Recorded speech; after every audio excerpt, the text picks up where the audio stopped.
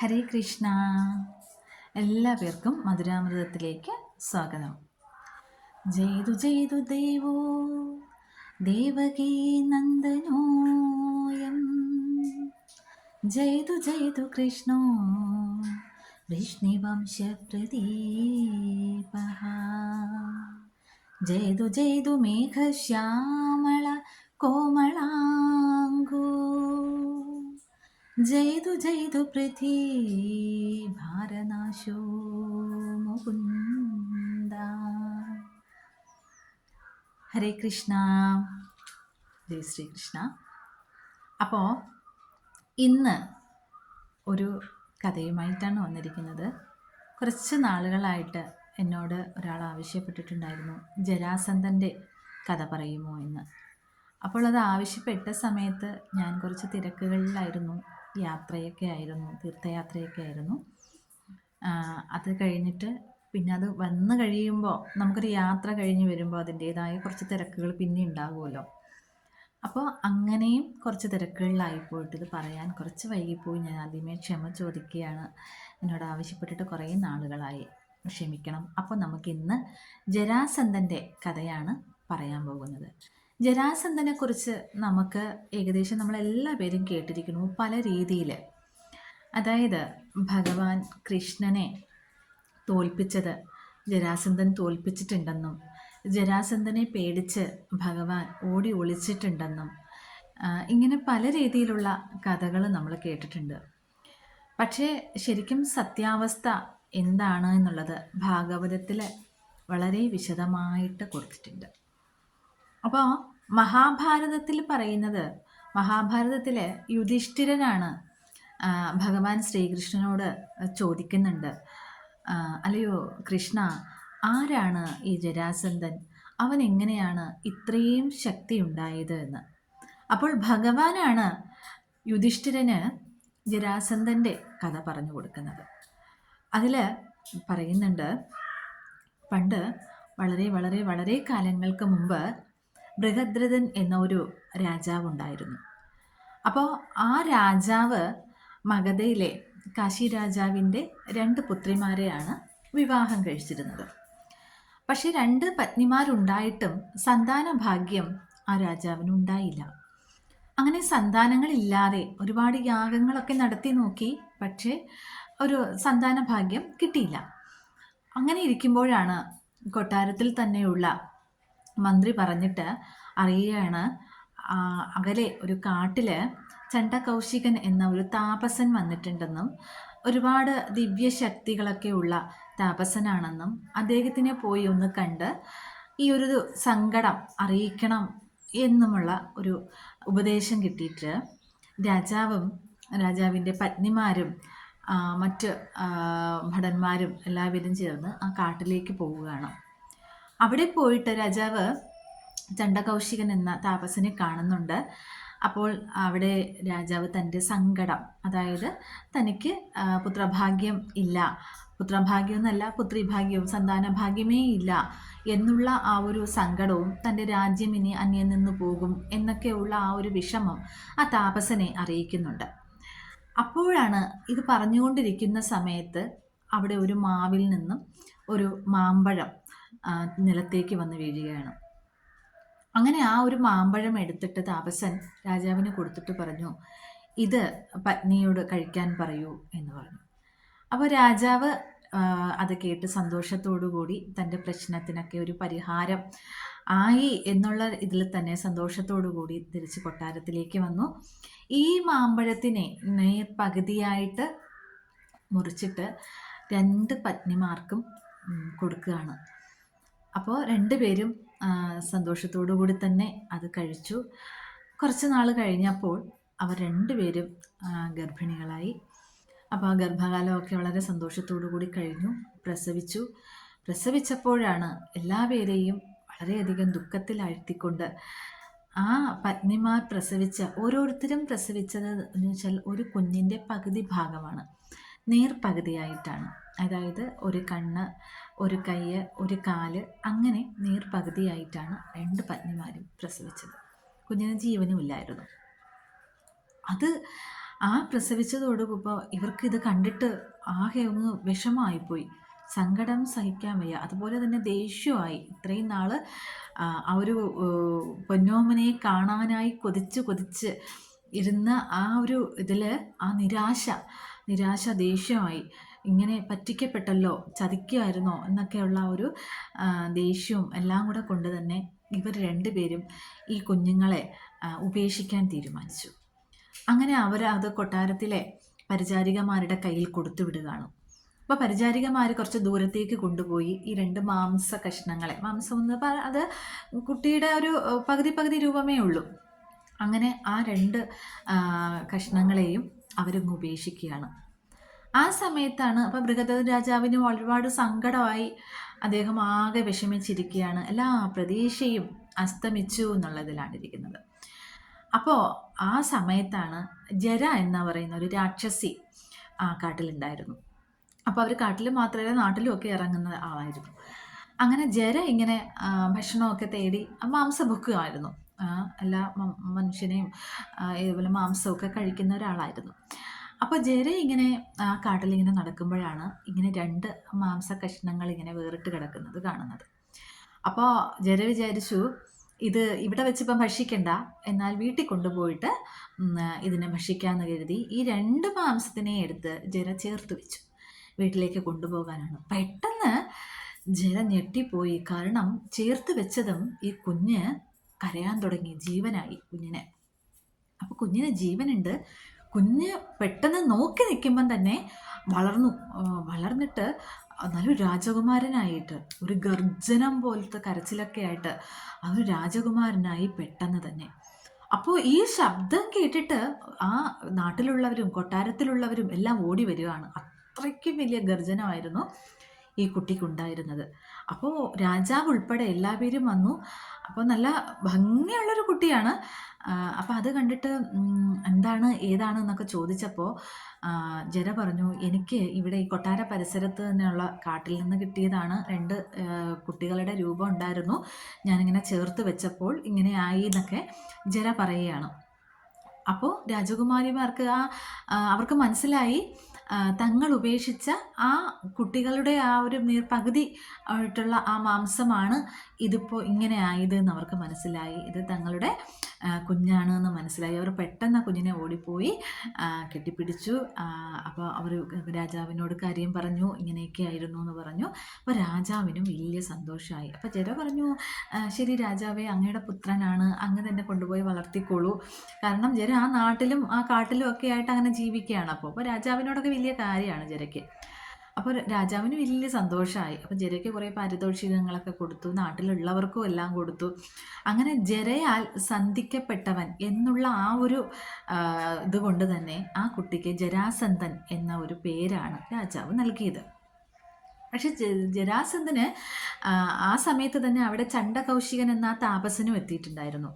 അപ്പോൾ താപസൻ്റെയും കൂടെ ഒരു അനുഗ്രഹം ഇട്ട് ഏറ്റവും ബലവാനായിരിക്കും, ആരാലും തോൽപ്പിക്കാൻ കഴിയില്ല, ശ്രേഷ്ഠനായിരിക്കും എന്നൊക്കെയുള്ള ഒരു ബലത്തിൻ്റെ കാര്യത്തിൽ ശ്രേഷ്ഠനായിരിക്കും എന്നൊക്കെയുള്ള അനുഗ്രഹവും ആ താപസൻ കൊടുക്കുകയുണ്ടായി. അപ്പോൾ ഇതൊക്കെ കൊണ്ട് തന്നെ ജരാസന്ധൻ അതിബലവാനായിരുന്നു. അതിബലവാൻ മാത്രമല്ല ധൈര്യവും എല്ലാം ഉള്ള എല്ലാം തികഞ്ഞൊരു രാജാവായിരുന്നു. പക്ഷേ അധർമ്മം കുറച്ച് കൂടുതലായിട്ട് ജരാസന്ധനിലുണ്ടായിരുന്നു.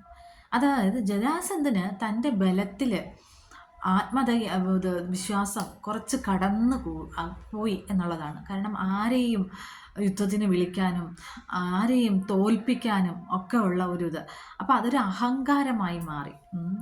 എന്നെ ആർക്കും തോൽപ്പിക്കാൻ കഴിയില്ല എന്നുള്ള ഒരു ചിന്ത ഇങ്ങനെ മനസ്സിനെ പിടികൂടി അതൊരു അഹങ്കാരമായിട്ട് മാറുകയും ചെയ്തു. അപ്പോൾ ആ ജരാസന്ധനെ ഇങ്ങനെ വളർന്നു വന്നപ്പോൾ രാജാവായിട്ട് അഭിഷേകമൊക്കെ ചെയ്ത് കഴിഞ്ഞിട്ട് ബൃഹദ്രഥനും പത്നിമാരും തിരിച്ച് കാട്ടിലേക്ക് തന്നെ തപസ്സിനായി പോയി എന്നുള്ളതാണ്. രാജ്യസുഖങ്ങളൊക്കെ ഉപേക്ഷിച്ചിട്ട് അവർ പോയി. അങ്ങനെ ജരാസന്ധൻ വിവാഹിതനൊക്കെയായി പത്നിമാരൊക്കെ ഉണ്ടായിരുന്നു. അതിൽ 2 പുത്രിമാരുണ്ടായിരുന്നു, അസ്ഥിയും പ്രാപ്തിയും. ഇവരെ വിവാഹം കഴിച്ചു കൊടുത്തത് തന്നെ പോലെ തന്നെ തൻ്റെ തന്നെ അതേ ഗുണങ്ങളൊക്കെ ചേർന്ന കംസനായിരുന്നു. അപ്പോൾ കംസന് പത്നിമാരായിട്ടാണ് ജരാസന്ധൻ്റെ പുത്രിമാർ വരുന്നത്. അങ്ങനെ ഇരിക്കുമ്പോഴാണ് കംസനെ ഭഗവാൻ ശ്രീകൃഷ്ണൻ വധിക്കുന്നത്. അപ്പോൾ തൻ്റെ പുത്രിമാർ വിധവകളായി. അപ്പോൾ ശ്രീകൃഷ്ണനോട് ജരാസന്ധന് അടങ്ങാത്ത പകയായി. എങ്ങനെയും ശ്രീകൃഷ്ണനെയും വധിക്കണം എന്നുള്ള ഒറ്റ ചിന്ത മാത്രമായി ജരാസന്ധന്. അങ്ങനെ ജരാസന്ധൻ കുറേ തന്നെ പോലെ തന്നെ കൂട്ടാളികളായിട്ടുള്ള കുറേ പേരുണ്ട് ജരാസന്ധന് കൂട്ടു നിൽക്കുന്നത്. അതായത് ജയദ്രഥൻ, ശകുനി, പിന്നെ അങ്ങനെയുള്ള കുറേ അധർമ്മത്തിൻ്റെ പാതയിൽ സഞ്ചരിക്കുന്ന കുറേ രാജാക്കന്മാരുണ്ടായിരുന്നു. അവരെ എല്ലാവരെയും കൂടെ കൂട്ടു വിളിച്ചിട്ട് മധുരയെ ആക്രമിക്കാനായിട്ട് 23 അക്ഷൗണിപ്പടയുമായിട്ടാണ് ജരാസന്ധൻ വരുന്നത്. അത്രയ്ക്കും ആ ഒരു സൈന്യത്തിൻ്റെ ബലം അത്രയും ഉണ്ടാകുന്നുള്ളതാണ്. അപ്പം ബാക്കി രാജാക്കന്മാരുടെയും കൂടെ ആയപ്പോഴത്തേക്കും അത്രയും ഒരു വലിയ സൈന്യവുമായിട്ട് മധുരയെ ആക്രമിക്കാൻ വന്നു എന്നുള്ളതാണ്. അപ്പോൾ ഭഗവാൻ ശ്രീകൃഷ്ണനും ബലരാമൻ ജ്യേഷ്ഠനും അതുപോലെ തന്നെ ഉഗ്രസേന മഹാരാജാവ് അതുപോലെയുള്ള കുറേ ധർമ്മിഷ്ഠരായ കുറച്ച് പേര് ഇവിടെയും ഉണ്ടായിരുന്നു. അപ്പം മധുരയെ എല്ലാ ദിക്കിനും കൂടെയാണ് ജരാസന്ധൻ ആക്രമിക്കുന്നത് എന്നുള്ളത്. അവർക്കൊരു ഗ്യാപ്പ് കൊടുക്കാതെ, കാരണം എങ്ങനെയും ശ്രീകൃഷ്ണനെ വധിക്കണം എന്നുള്ളതാണ് ജരാസന്ധൻ്റെ ഉദ്ദേശം. അങ്ങനെ ആക്രമിച്ചു, മധുരയെ ആക്രമിച്ചു. ഭഗവാനും ബലരാമൻ ജ്യേഷ്ഠനും തിരികെ അതുപോലെ തന്നെ ആക്രമിച്ചു. പക്ഷേ ഈ ഭഗവാന്റെ ഉദ്ദേശം എന്ന് പറയുന്നത് ജരാസന്ധനെ അങ്ങനെ പെട്ടെന്ന് വധിക്കുക എന്നുള്ളതല്ലായിരുന്നു. ജരാസന്ധന് കൂട്ടുനിൽക്കുന്ന കുറേ അധർമ്മികളുണ്ടായിരുന്നു, കുറേ ദുഷ്ടന്മാരായ രാജാക്കന്മാരുണ്ടായിരുന്നു. അപ്പം അവരെയും അവരുടെ സൈന്യത്തിനെയും ഒക്കെ വധിച്ച് പയ്യെ തിന്നാൽ പനയും തിന്നാന്ന് കേട്ടില്ലേ, അതുപോലെ കുറേശ്ശെയായിട്ട് ഈ സൈന്യബലത്തിനെ നശിപ്പിക്കുക എന്നുള്ളതായിരുന്നു ഭഗവാന്റെ ഉദ്ദേശം. ജരാസന്ധനെ അങ്ങനെ പെട്ടെന്നൊന്ന് വധിക്കാനൊന്നും ഭഗവാൻ ഉദ്ദേശിച്ചിട്ടില്ല. അത് മാത്രമല്ല, ജരാസന്ധനും ബലരാമൻ ജ്യേഷ്ഠനുമായിട്ടായിരുന്നു യുദ്ധം കൂടുതലുണ്ടായിരുന്നത്. മല്ലയുദ്ധമായിരുന്നു, ഗദായുദ്ധം. അപ്പോഴും ഏകദേശം ജരാസന്ധനെ വധിക്കും എന്നുള്ള ആ ഒരു അവസ്ഥ എത്തിയപ്പോഴാണ് ആകാശത്ത് നിന്നൊരു അശരീരി കേൾക്കുന്നുണ്ട്, നിന്നാൽ ജരാസന്ധനെ കൊല്ലാൻ കഴിയില്ല എന്ന്. അതായത് യദുവംശത്തിലുള്ളവർക്ക് ജരാസന്ധനെ വധിക്കുവാൻ കഴിയില്ല എന്നുള്ള ഒരു അശരീരിയും കൂടെ കേട്ടിട്ടുണ്ടായിരുന്നു. അപ്പോൾ ഇങ്ങനെ കുറേ യുദ്ധം ചെയ്തു. ആ യുദ്ധത്തിൽ സൈന്യത്തിനെ കുറേ തന്നെ നശിപ്പിക്കുക എന്നുള്ള ഭഗവാന്റെ ഉദ്ദേശം നടപ്പിലാക്കും. അത് കഴിഞ്ഞ് ഭഗവാൻ യുദ്ധത്തിൽ നിന്നും പിന്മാറും. അപ്പോൾ ജരാസന്ധൻ എന്ത് ചെയ്യും? വിജയാഹ്ലാദമൊക്കെ മുഴക്കും, ഞാൻ ജയിച്ചു, അവൻ എന്നെ പേടിച്ച് ഓടി എന്നൊക്കെ ഉള്ള ഒരു സന്തോഷത്തിൽ തിരികെ പോകും. അങ്ങനെ ജരാസന്ധൻ ഒരുപാട് പ്രാവശ്യം ശ്രീകൃഷ്ണ ഭഗവാനെ മധുരാപുരി ആക്രമിക്കുവാനായിട്ട് വന്നിട്ടുണ്ട്. 17 പ്രാവശ്യവും വന്നു. 17 പ്രാവശ്യവും ഭഗവാനും ബലരാമൻ ജ്യേഷ്ഠനും മറ്റുള്ളവരും കൂടെ ചേർന്ന് ഈ സൈന്യത്തിനെ ഇങ്ങനെ ഒടുക്കിക്കൊണ്ടേയിരിക്കുകയായിരുന്നു ജരാസന്ധൻ്റെ. ആ സൈന്യബലം കുറയ്ക്കുക എന്നുള്ളതാണ്. അതുമാത്രമല്ല, ഈ ഭൂമിയിൽ അധർമ്മത്തിന് പകരം ധർമ്മം പുനഃസ്ഥാപിക്കാൻ വന്നതാണ്. അപ്പോൾ അധർമ്മികളായ രാജാക്കന്മാരെയും കൂടെ വധിക്കേണ്ടതായിട്ടുള്ളൊരു ആവശ്യം ഉണ്ടായിരുന്നു. അപ്പം അങ്ങനെ ഭഗവാൻ ഈ ഒരു കർമ്മം ചെയ്തുകൊണ്ടിരിക്കുകയായിരുന്നു. അപ്പോൾ ഓരോ തവണയും ജരാസന്ധൻ വിചാരിക്കുന്നത് ഭീരു ശ്രീകൃഷ്ണൻ, അവൻ ഭീരുവാണ്, കൊച്ചു ചെറുക്കൻ, അവൻ എന്നെ പേടിച്ച് അവൻ ഓടുന്നതാണ്, യുദ്ധം നിർത്തി ഓടുന്നതാണ്, അവൻ എന്നായാലും എൻ്റെ കയ്യിൽ തന്നെ കിട്ടിക്കോളും എന്നൊക്കെ ഉള്ള വീരവാദമൊക്കെ മുഴക്കിയാണ് ജരാസന്ധൻ നടക്കുന്നത്. അങ്ങനെ ഇരിക്കുമ്പോഴാണ് 18ാമത്തെ പ്രാവശ്യവും യുദ്ധത്തിനായി വന്നപ്പോൾ യുദ്ധത്തിനിടയിൽ വെച്ച് തന്നെ ഭഗവാനും ബലരാമൻ ജ്യേഷ്ഠനും ഒരു പർവ്വതത്തിൻ്റെ മുകളിലേക്ക് കയറുകയുണ്ടായി. അപ്പോൾ ജരാസന്ധൻ എന്ത് ചെയ്തു? ഈ പർവ്വതത്തിൽ ഇവരുണ്ട് എന്ന് മനസ്സിലാക്കിയിട്ട് പർവ്വതത്തിന് തീയിട്ടു. അപ്പോൾ തീയിൽ ആ പർവ്വതം വെന്ത് നാശമായി. പക്ഷെ ഇതേ സമയത്ത് ഭഗവാനും ബലരാമൻ ജ്യേഷ്ഠനും 10 യോജന അകലേക്ക് സമുദ്രത്തിലേക്ക് ചാടി എന്നുള്ളതാണ്. അവിടെ ചാടിക്കഴിഞ്ഞിട്ടാണ് ഭഗവാൻ അവിടെ ദ്വാരക എന്ന ദ്വീപ്. അപ്പോൾ വരുണ ഭഗവാനോട് പറഞ്ഞു, വരുണ ഭഗവാൻ പറയുന്നുണ്ട്, ഞാൻ സമുദ്രത്തിനെ പിൻവലിപ്പിക്കാം. അങ്ങനെ വരുണ ഭഗവാൻ 11 യോജന മാറി സമുദ്രത്തിനെ പിൻവലിക്കുന്നുണ്ട്. അപ്പോൾ കുശസ്ഥലി എന്ന ഒരു സ്ഥലത്തേക്ക്, ദ്വീപിലേക്കാണ് ഇവരെത്തുന്നത്. അപ്പോൾ ആ ദ്വീപിൽ നിന്നും 11 യോജന സമുദ്രം പിൻവാങ്ങിക്കൊടുക്കുകയാണ്. അങ്ങനെ വിശ്വകർമാവ് അവിടെ ദ്വാരക എന്ന മനോഹരമായ ഒരു നഗരം അവിടെ നിർമ്മിക്കുകയാണ്. ദ്വാരക എന്ന് പറഞ്ഞാൽ തന്നെ മുക്തിയിലേക്കുള്ള, മോക്ഷത്തിലേക്കുള്ള ദ്വാരം എന്നാണ് അതിൻ്റെ അർത്ഥം. അങ്ങനെ അവിടെ എത്തിപ്പെടുന്നവർക്ക്, ഭഗവാന്റെ അടുക്കൽ എത്തിപ്പെടുന്നവർക്ക് മോക്ഷവും മുക്തിയും കൈവരും എന്നുള്ളത് ആ ദ്വാരകാപുരി അവിടെ പണിതു. അപ്പോൾ ജരാസന്ധൻ ഇതൊന്നും അറിയുന്നില്ല. ജരാസന്ധൻ വിശ്വസിച്ചിരിക്കുന്നത് താൻ ശ്രീകൃഷ്ണനെ വധിച്ചു എന്നുള്ളതായിരുന്നു. കാരണം ആ പർവ്വതത്തിൽ തീയിട്ടപ്പോൾ മരിച്ചുപോയി എന്നുള്ള സന്തോഷത്തോടു കൂടിയാണ് ജരാസന്ധൻ ജീവിക്കുന്നത്. അപ്പോൾ ജരാസന്ധൻ മറ്റു രാജാക്കന്മാരെയും ഒക്കെ യുദ്ധത്തിന് വിളിക്കും, എന്നിട്ട് യുദ്ധം നടത്തും. അവർ തോൽക്കുമ്പോൾ അവരെ പിടിച്ച് തുറുങ്കിലടയ്ക്കും. എന്നിട്ട് അവരുടെ പത്നിമാരെയും അവരുടെ രാജ്യത്തുള്ള ജനങ്ങളെയൊക്കെ ദ്രോഹിക്കുകയൊക്കെ ചെയ്യും. അങ്ങനെയൊക്കെയുള്ള അധർമ്മങ്ങൾ ഇങ്ങനെ നടത്തിക്കൊണ്ടിരിക്കുകയായിരുന്നു ജരാസന്ധൻ. അതേ സമയത്താണ് ശരിക്കും യുധിഷ്ഠിര മഹാരാജ് രാജസൂയ യാഗം നടത്തുവാനായിട്ട് ഭഗവാൻ ശ്രീകൃഷ്ണനെ ക്ഷണിക്കുന്നത്. അവിടെ എത്തുമ്പോൾ ഈ അശ്വമേധയാഗം നടത്താനായിട്ട് ഇങ്ങനെ അശ്വത്തെ അഴിച്ചുവിട്ട് അവർ ഓരോ രാജാക്കന്മാരുടെ പോയി കാര്യം പറയുമല്ലോ. അതിന് സമ്മതിക്കാത്തവരോട് യുദ്ധം ചെയ്തിട്ടാണല്ലോ അവരെ തോൽപ്പിച്ചിട്ടാണ് ഈ അശ്വം തിരിച്ചു വരുന്നത്. അശ്വം തിരിച്ച് കറങ്ങി എത്തുമ്പോഴാണ് അശ്വമേധയാഗം നടത്തുന്നത്. അപ്പോൾ അങ്ങനെയുള്ള ആ ഒരു സമയത്താണ് ഭഗവാൻ പറയുന്നത്, ഇതാണ് ഉചിതമായ സമയം ജരാസന്ധനെ വധിക്കുവാനായിട്ട്. അങ്ങനെ ജരാസന്ധനെ വധിക്കുവാനായിട്ട് ഭഗവാൻ യുധിഷ്ഠിരനോട്, അർജുനനോടും ഭീമനോടും തൻ്റെ ഒപ്പം അയക്കണം എന്ന് യുധിഷ്ഠിര മഹാരാജാവിനോട് പറയുന്നുണ്ട്. അതായത് ഭഗവാൻ നീതിയാണ് എന്നുണ്ടെങ്കിൽ ഭീമസേനൻ എന്ന് പറയുന്നത് കരുത്താണ്, ശക്തിയാണ്. അർജുനൻ രക്ഷകയുമാണ്. അങ്ങനെ 3 പേരും ചേർന്ന്, അതായത് ആ ഒരു 3 അഗ്നികൾ ചേർന്ന് പോകുന്ന പോലെയായിരുന്നു ജരാസന്ധൻ്റെ മഗധയിലേക്ക് അവർ പോയത് എന്നുള്ളത്. അപ്പോൾ അവിടെ ചെന്നപ്പോഴത്തേക്കാണ് ജരാസന്ധൻ ബ്രാഹ്മണരായിട്ടാണ് പോകുന്നത്. 3 ബ്രാഹ്മണരായിട്ടാണ് ചെന്നത്. അപ്പം ജരാസന്ധൻ അവരെ സ്വീകരിച്ചിരുത്തി. പക്ഷേ ജരാസന്ധന് മനസ്സിലായി ഇവർ ബ്രാഹ്മണരല്ല. കാരണം അവരുടെ ആ ഒരു ശരീരഘടന ഒരു ബ്രാഹ്മണരിൻ്റെയൊന്നും അല്ലായിരുന്നു. അവർ ശരിക്കും ഒരു ക്ഷത്രിയൻ്റെ ശരീര വടിവും ആ ഒരു ശരീരഘടനയും, അതുമാത്രമല്ല കയ്യിലൊക്കെ വാളും അമ്പും വില്ലും ഒക്കെ പിടിച്ചതിൻ്റെ തഴമ്പും ഒക്കെ ഉണ്ടായപ്പോൾ തന്നെ ജരാസന്ധന് സംശയമായി. അപ്പോൾ ജരാസന്ധൻ പറഞ്ഞു, എനിക്ക് വിശ്വാസമില്ല നിങ്ങൾ ബ്രാഹ്മണരാണ് എന്നുള്ളത്. നിങ്ങൾ ശരിക്കും ആരാണ് എന്ന് ചോദിക്കുന്നുണ്ട്. അപ്പം ഭഗവാൻ പറയുന്നു, ഞങ്ങൾ ബ്രാഹ്മണരെന്നല്ല, ഞങ്ങൾ ബ്രഹ്മചാരികളാണ്. അപ്പോൾ ഏത് കുലത്തിലാണെങ്കിലും ബ്രഹ്മചാരികൾ ഉണ്ടാകുമല്ലോ. അപ്പോൾ ഞങ്ങൾ ബ്രഹ്മചാരികളാണ്. ഞങ്ങൾ മിത്രങ്ങളുമല്ല, ശത്രുക്കൾ തന്നെയാണ്. മിത്രങ്ങളാണെങ്കിൽ നേർവഴിക്ക് മുൻവാതിലിലൂടെ വന്നേനെ, ഞങ്ങൾ അങ്ങനെ അല്ല വന്നത് എന്ന് പറഞ്ഞിട്ട് ഭഗവാൻ തന്നെ വെളിപ്പെടുത്തുകയാണ്, ഞാൻ കൃഷ്ണനാണ്, ഇത് ഭീമസേനനാണ്, ഇത് അർജുനനാണ് എന്നൊക്കെ പറയുക. എന്നിട്ട് പറയുക, നമുക്ക് അന്ന് അവിടെ അവസാനിപ്പിച്ച യുദ്ധം ഇവിടെ വീണ്ടും തുടങ്ങാം. ഞങ്ങൾ ആരുടെ കൂടെയാണ് യുദ്ധത്തിന് നിങ്ങൾക്ക് ആഗ്രഹമെന്ന് ചോദിക്കുന്നുണ്ട്. അപ്പം ജരാസന്ധൻ പറഞ്ഞു, നീ ചെറുക്കൻ, നിന്നെ ഞാൻ ഒരുപാട് വട്ടം തോൽപ്പിച്ച് കഴിഞ്ഞു, എനിക്ക് നിന്നോട് യുദ്ധം ചെയ്യണമെന്ന് യാതൊരു ആഗ്രഹവും ഇല്ല എന്ന് പറഞ്ഞു. പിന്നെ അർജുനൻ, അവനെ കൊണ്ട് വലിയ ഉപയോഗമൊന്നുമില്ല. എനിക്ക് പറ്റിയത് ഈ കൂട്ടത്തിൽ ഒരുവിധമെങ്കിലും എനിക്ക് പറ്റിയത് ഭീമസേനനാണ്. അപ്പം ഭീമസേനൻ്റെ ആ ഒരു ശരീരമൊക്കെ കണ്ടിട്ടാണ് ഇങ്ങനെ ഒരു കാര്യം പറയുന്നത്. എനിക്ക് ഒരുവിധമെങ്കിലും പറ്റിയിരിക്കുന്നത് ഭീമസേനനെയാണ് എന്ന് പറയുന്നത്. എന്നാൽ ശരി, ഭീമസേനനുമായിട്ട് യുദ്ധം ചെയ്യാൻ പറയും. അങ്ങനെ ഭീമസേനനുമായിട്ട് ജരാസന്ധൻ യുദ്ധം ചെയ്യും. എല്ലാ പേരും, ആ നാട്ടുകാരും എല്ലാ പേരും നോക്കി നിൽക്കെ ഭീമസേനനുമായിട്ടാണ് മല്ലയുദ്ധം നടത്തുന്നത്. 2 പേരും തുല്യ ശക്തികളാണ്. പക്ഷെ ഭീമസേനന് ദൈവബലവും വായുബലവും ഉണ്ട് എന്നുള്ളതാണ്. അപ്പം ഭീമസേനൻ ഒരു പടി ഇങ്ങനെ മുന്നിലേക്ക് ഇങ്ങനെ ജയിച്ച് വരികയാണ്. അപ്പം ജരാസന്ധൻ കുറച്ച് ക്ഷീണിക്കുകയും ചെയ്യുന്നുണ്ട് യുദ്ധത്തിനിടയിൽ. 13 ദിനരാത്രങ്ങളാണ് അവർ യുദ്ധം ചെയ്തത്. 14ാമത്തെ ദിവസം ഭഗവാൻ പറഞ്ഞു, ഇനിയും ഇങ്ങനെ തുടർന്നുകൊണ്ട് പോയിട്ട് കാര്യമില്ല, രണ്ടും തുല്യ ശക്തികളാണ്. എന്നിട്ട് ഭഗവാൻ തന്നെ ഭീമസേനൻ എങ്ങനെയൊക്കെ ചെയ്തിട്ടും ഈ ജരാസന്ധൻ കൊല്ലപ്പെടുന്നില്ല എന്നുള്ളതാണ്.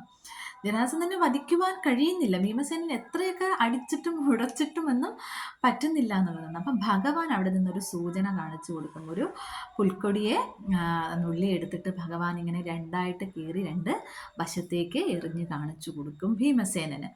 അപ്പോൾ ഭീമസേനൻ അത് കണ്ടപ്പോൾ മനസ്സിലായി, ജരാസന്ധനെ ഈ വിധത്തിൽ മാത്രമേ വധിക്കുവാൻ കഴിയുകയുള്ളൂ. അങ്ങനെ ഭീമസേനൻ ജരാസന്ധനെ അടിച്ച് തകർത്ത് താഴെയിട്ട ശേഷം ഒരു കാലിൽ ചവിട്ടി പിടിച്ചു നിന്നുകൊണ്ട് മറ്റു കാല് വലിച്ച് നെടുകെ കീറുകയായിരുന്നു ജരാസന്ധനെ. എന്നിട്ടോ ജരാസന്ധനെ രണ്ട് ശരീരവും 2 എതിർദിശയിലേക്കാണ്, അതായത് ഇങ്ങനെ വലിച്ചു കീറി ഇങ്ങനെ എടുത്തിട്ട് എതിർദിശയിലേക്ക് എറിഞ്ഞു എന്നുള്ളതാണ്. അങ്ങനെയാണ് ജരാസന്ധനെ വധിക്കുവാൻ കഴിഞ്ഞത് എന്നുള്ളതാണ്. അപ്പം ഭഗവാന് ജരാസന്ധൻ്റെ പേരിൽ കുറച്ച് പേരുദോഷമൊക്കെ ഉണ്ടായി. പേടിച്ചോടിയവൻ, അപ്പോൾ അങ്ങനെ ഭയന്നോടിയ, ഭീരു എന്നൊക്കെ ഉള്ള ഒളിച്ചിരുന്നവൻ, അങ്ങനെയൊക്കെ കുറച്ച് പേരുദോഷമൊക്കെ ഉണ്ടായി. പക്ഷേ എന്തിനു വേണ്ടിയിട്ടായിരുന്നു ഭഗവാൻ കാത്തിരുന്നതെന്നുള്ളതെന്ന് വെച്ചാൽ ജരാസന്ധനെ വധിക്കുവാനായിട്ട്.